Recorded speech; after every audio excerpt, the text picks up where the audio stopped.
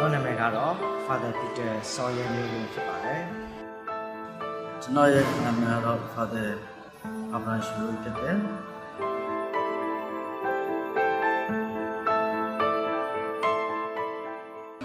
ကျွန်တော်ရဲ့ position ကတော့ရန်ကုန်ကမ်းကျောက်သာသနာရဲ့တခုတည်းသောကျောင်းဖြစ်တဲ့ Diocese School မှာတရိုက်တာဖြစ်တောင်းထမ်းဆောင်တယ်ပြီးတဲ့အခါမှာကျွန်တော်ကမ်းကျောက်သာသနာတစ်ခုလုံးရဲ့ education တရိုက်တာဖြစ်နေတဲ့ position တစ်ခုတောင်းထမ်းဆောင်တယ်ဆိုဆရာများနေ့ဖြစ်ပေါ်လာတာကတော့1990နောက်ပိုင်းမှာ UNESCO ကနေဒါရှိအမွေအနှစ်တစ်ခုမျိုးဖြစ်ပညာရေးအမွေအနှစ်ဖြစ်အစပြုခဲ့တယ်။ဒါမှကျွန်တော်တို့ရဲ့မြန်မာပြည်မှာတော့ဖြစ်လာတာတိတ်မကြာသေးတိတ်အကြာကြီးမဟုတ်ဘူးကြဲကြဲပြန့်ပြန့်နဲ့ဖြစ်လာတာနော်။ဒါမှကျွန်တော်တို့ diocesan education ကနေတော့ကျွန်တော်2000နဲ့23လောက်မှာစပြီ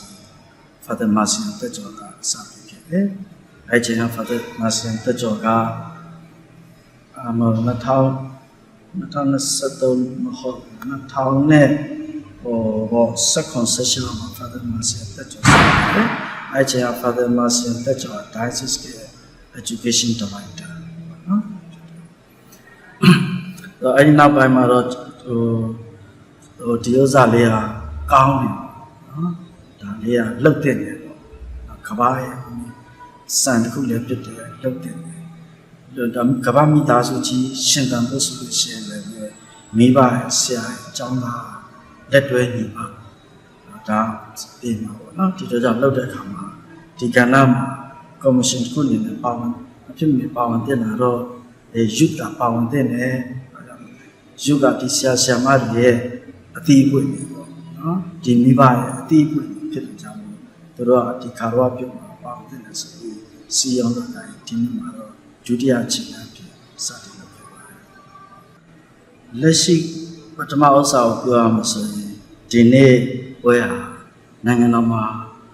အလုပ်ခဲ့ပြီးတော့ကျောင်းဆရာမတွေကတိကတွေကောလိပ်တွေမှာအလုပ်ခဲ့ပြီးတော့အနားယူသွားတဲ့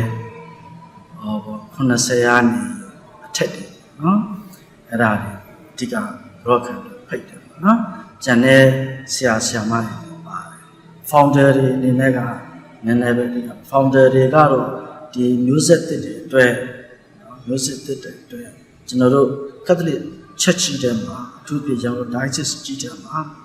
ဒီ education networking vocational training networking ရှိတယ်ဆိုတာကိုနော်မိမောင်းထိုးပြရင်တကယ်လို့တခြားသော diocese တွေတခြားသောသာသနာတွေကလည်းဒီနေ့ဒီဥစ္စာနဲ့ပတ်သက်ပြီး special needs ကလေးတွေအတွက် training တွေလိုတယ်နော် certificate တွေလိုတယ်နော် MPS ဆိုတဲ့နိုင်ငံခြားဥစ္စာလိုဖွင့်လက်မှတ်တွေလိုတယ်ဆိုရင်ဒီ special school ဘိုင်းကနေတွားလို့ရတဲ့အပိုင်းကြီးဒါတွေကိုအသင်းတော်ထဲမှာရှိနေတယ်ဆိုတာကိုဒီနေ့လာချပြတာနော်သူတို့ကအနည်းစုတွေပဲနော်အဓိကဓမ္မလာအားလုံးကအစိုးရရဲ့ဝင်ကဆရာမတွေနော် private school ဆရာမနည်းနည်းပါပဲပါတယ် private school ဆရာမတွေလောက်ဖိတ်တာနော်နောက်တစ်ခုကျတော့ကျွန်တော်တို့ကဒီအခုသွားတဲ့အခါမှာကျွန်တော်တို့အခုန special school တွေကျွန်တော်တို့ပေးတယ်ပြီးလို့ရှိရင် nursery school လေးတွေကိုလည်းကျွန်တော်တို့ပြန်ပြပေးတယ်နော် nursery နဲ့ပတ်သက်ပြီးတော့9လသားလောက်တည်းကနေပေါ့နော် nursery နဲ့ပတ်သက်ပြီး9နှစ်သားအထိလောက်တဲ့အခါမှာစနစ်ကြားနဲ့တေချာနဲ့ international level မီနဲ့ပေါ့နော်ဒိုရီမီရဲ့ဒီတန်းခွဲကျောင်းတွေကျွန်တော်တို့ဟာစီရိုမန်ကက်သလစ်မှာရှိနေတယ်သိအောင်ပြီးတဲ့အခါကျ human resource တွေဒီကနေလည်းဘာလေးတွေကူညီပေးလို့ရနေတယ်ဆိုတော့ချိတ်ဆက်များဆိုဒါ private ကျောင်းတွေဖိတ်တယ်ဥစ္စာနော်လူငယ်တွေလည်းမိတ်ဆက်ပေးတာပေါ့နောက်ဆိုလို့ရှိရင် vocational training school တွေနော် vocational training school မှာအခုနhigh tech company တို့လူ့ဝိကုမ္ပဏီကြသူတို့ကြတော့လူဖို့ပေးတယ်လူငယ်တွေအသက်20ကျော်ပြီးအပြင်ထွက်လို့မရတော့ဘူး passport လုပ်လို့ရှိရင်ခက်ခဲတွေဖြစ်နေအဲ့ဒါတွေဘလို့ကြော်ပြရမလဲဘလို့လုပ်ပြီးတော့ကျွန်တော်တို့ကဒီလူတွေကိုရှောက်အောင်ပို့ပေးမယ်နော် လမ်းမလွဲမချော်အောင်နော်ဆိုတော့အခုဆို visit visa လို့အစင်းနေ visit visa ဆိုရင်ကျွန်တော်တို့ student visa ပြန်လုပ်ပြီးဒီမှာများရင်ဗမာလုပ်မယ်ဆိုတော့ဥစ္စာတွေကလည်းပဲခက်လက်အတင်းတော်ကြီးတဲ့မှာဒီ company တွေလည်းရှိနေတယ်ဆိုတာလေးကိုကျွန်တော်တို့ကလူတွေအတွက်သိသွားပြီး channel မှန်လေးရောက်သွားနော်အဲ့မှာဒါအလက်ကားထိတော့မှအကျွေးစနစ်တွေနဲ့တော့လှုပ်ဆောင်ပေးနေတယ်ဆိုတာလေးကိုသိအောင်ဒါတွေကအကြောင်းကြီးခေါ်တာဒါအတွက်မိတ်ဆက်တာသူတို့ကအနည်းစုပြီလားနော်ပြီးတော့ဒေလာစာဆိုလို့ရှိရင်ဒေလာစာမှာဆို GED ရှိတယ် light English မှာဆိုလို့ရှိရင် GED လို့ပါဘူး Cambridge နဲ့ပတ်သက်ရင်ဒါ special light ကကြတော့ light English room level တွေပါရတာစတယ်ပေါ့နော်ဒါလေးတွေလူငယ်တွေဗမာကသွားရင်ပါရတော့သိအောင်networking ဒီဥစ္စာလေးကိုချိန်ပေးတယ်။ Selection vocationary school တွေမှာဆိုရင်သူတို့ကမုတ်ဖုတ်တာလို့ဘာလို့လဲကအဲ့ဒီရရှိတဲ့ system တွေသူတို့ကလေးတွေတိုက်မှတွေမရက်သွားဘူးဒီမှာရှိတဲ့ hotel တွေcertificate ရိုက်သွားမှပြီးလို့ရှိရင်သူတို့ကလေးတကယ်နိုင်ငံသွားချင်တာသူတို့ recommendation ပဲကျွန်တော်တို့ဟိုဘက်ကagency တွေကနေမှဒါအကျွေးစနစ်နဲ့ကျွန်တော်တို့က system တွေလည်းထောက်ခံတယ်သူတို့စီကထွက်ဆိုကျွန်တော်တို့ကအလုပ်တော့ဆင်းရဲတဲ့ကလေးတွေရောဒီလိုကလေးတွေကိုကျွန်တော်ပို့ပြီးတော့မြင့်တင်ပေးနိုင်တယ်ဒီ system တို့နဲ့ဒါတွေလည်း networking တွေရပြီးတော့သွားနိုင်ဆိုပြီးတော့ဒီနေ့ခန္ဓာနော်အဓိကကဒီနေ့ခန္ဓာကဝန်ထမ်းတွေဆိုတော့ဝန်ထမ်းတွေကြောတဲ့ခန္ဓာနော်ကျွန်တော်ရဲ့ပညာရေးအနေကပညာရေးလို့ပြောတဲ့အခါနေဘယ်ကတအားအကျယ်ကြီးပဲဖြစ်နေတယ်နော်ဒါဆိုကျွန်တော်တို့ပညာရေးကိုလုပ်တဲ့အခါမှာnetwork တွေအားလုံးနဲ့ vocational training school နဲ့ကျွန်တော်တို့ချိန်ရမယ်နော်special school တွေနဲ့လည်းကျွန်တော်တို့ကချိန်ရမယ် nursery school တွေနဲ့လည်းချိန်ရမယ်ငါ private school ဖွင့်ထားတယ်ဆိုတော့မရနော်သွားလို့ရှိရင်ကျွန်တော်တို့တော့မတတ်နိုင်ဘူးဥမာပြကျွန်တော်ကလေးတွေကိုကျောင်းမှာ private ကျောင်း vocation တွေအကုန်လုံးတွဲတော့သူတို့နိုင်ငံမှာတော့ပတ်စံရှိတာအဆင်ပြေတယ်နော်ကျွန်တော်တို့ကြတော့အဆင်ပြေကြတယ်ကျွန်တော် vocation နဲ့ကြရင်ဘာမှကျွန်တော်တို့ credit check ကဖွင့်ထားတယ်ချိတ်ဆက်တာမျိုးလေးတွေ special နဲ့ပတ်သက်ရင်ဘာမှအဲဆို scholarship တွေတော့အဲ့လိုမျိုးလေးတွေနဲ့ကျွန်တော်တို့သွားလို့ရှိလို့ရှိတယ်နော်ကျွန်တော်တို့ကကောင်းတယ်ပြီးလို့ကျွန်တော်ရဲ့ဒီဟိုနဲ့အဓိကကျောင်းရဲ့ဖွင့်နေတဲ့ကြီးရွယ်ချက်ကတော့ရေချက်ကတော့နော်ကျောင်းရဲ့အစတဲ့ရေချက်ပညာရေးချက်က